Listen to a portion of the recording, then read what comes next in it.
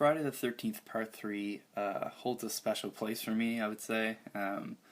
When you go back and watch the movie, taking off the old nostalgia goggles for a moment, the acting is, it's basically some of the worst in the series.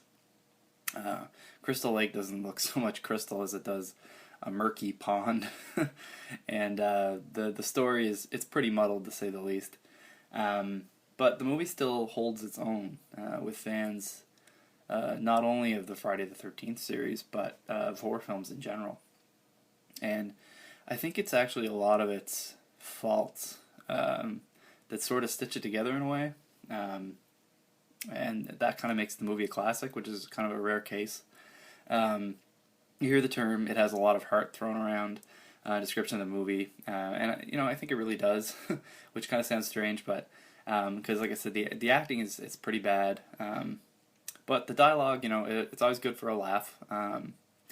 You have to face it, the story in these movies never really matters that much anyway.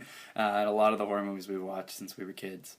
And going forward, the story is sort of just a setup for the scares and stuff like that.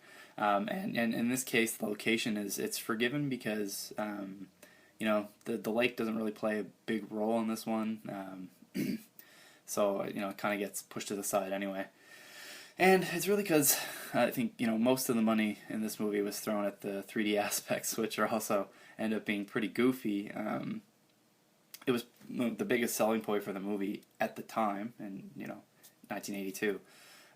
It was like the first 3D movie Paramount had released since I think the 50s. It was sort of spearheading this new form of 3D they were trying to push, which would end up in Jaws 3D, which I think was supposed to be their big blockbuster. In the next big blockbuster in the Jaws series. But it's like when if you couldn't see it in theaters, if you're watching it on home video or now DVD and Blu-ray, it looks pretty goofy because you can't really see it in 3D. I guess you can with some versions of it now, but again, that somehow it all kind of adds to the charm. I think all that aside, another thing that holds the movie together pretty well for me, anyway, is the scares. There was a real drastic change to Jason in this movie. I'm not sure what the impetus of that was, but he went from being this kind of like small little, backwoods, deformed kind of guy to this like hulking monster. And then on top of that, completely by chance, this is the first film where he wears his iconic hockey mask, and I think that image all tied together. I think, and Richard Brooker's portrayal of the character.